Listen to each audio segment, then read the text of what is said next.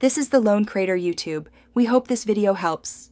In this video, I will explain how to play MLB The Show online against a friend. It's a straightforward process that lets you challenge your buddies to a friendly match. First, from the main menu, you'll want to access your profile. This is usually found in the top left corner of your screen. Once there, you can easily find your friends list. After opening your friends list, simply select the friend you wish to challenge. You'll then see an option to invite to exhibition game. This sends a direct invitation to your friend. If they are online and ready to play, they will receive a pop-up notification to accept your game request. It's a quick and easy way to get a match going.